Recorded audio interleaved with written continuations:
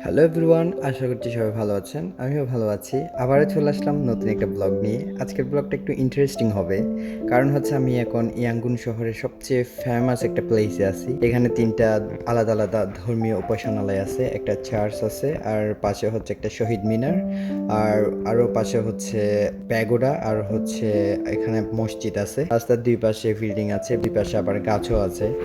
তাই জন্য রাস্তাটা অনেক সুন্দর। আর একটা জিনিস চোখে পড়ার মতো, এদের ট্রাফিক রুলসগুলো হচ্ছে অনেক সুন্দরভাবে মেনে চলে। তো আমরা মাসির বাসাতে যাচ্ছিলাম, তো তাই জন্য আমরা এখানে প্রথমে মন্দিরটা ঘুরে দেখলাম, চার্চটা দেখলাম, আর প্লাস হচ্ছে মসজিদটাও দেখলাম। এখানে সব কিছু ওপেন, আপনি চাইলেই ওগুলো এক্সপ্লোর করতে পারেন, ওখানে ওনারা কিছু বলবে না। আর পাশে যে বিল্ডিংটা দেখতে পাচ্ছেন, এটা হচ্ছে একটা ব্যাংক। যদিও আগে এটা ব্যাংক ছিল না, এখন ব্যাংক হয়েছে। আগে ব্যবসায়ীদের একটা অফিস ছিল, ওনাদের সব কার্যক্রম এখান থেকেই হতো।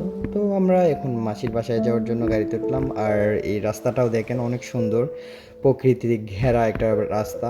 রাস্তার দুই পাশে গাড়ি চলতেছে, আর মাঝখান দিয়ে হচ্ছে গাছ। অনেক সুন্দর একটা রাস্তা।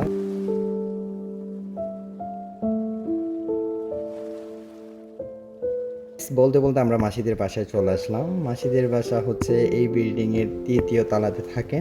জায়গাটা আমার মনে হয়েছে ঢাকার একটা আবাসিক এরিয়া।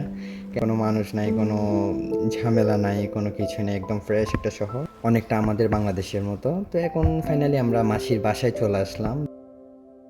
এটা হচ্ছে মেসো। মেসো ছিলেন হচ্ছে বিজনেসম্যান, অনেক ভালো একজন মানুষ। তো আর হচ্ছে আমার কাজিন আছে হচ্ছে ৪ ভাই। এরা হচ্ছে এদের ছবিগুলা অনেকদিন পর দুই বোনের দেখা হয়েছে, সেজন্য ওনারা গসিপিং করতেছিল। আর পাশে যেই ভদ্রলোকটা আছেন উনি হচ্ছে আমার কাজিন। তো উনি হচ্ছেন ফ্যাশন ডিজাইনার, মিয়ানমারে অনেক বেশি ফেমাস একজন মানুষ মিয়ানমার।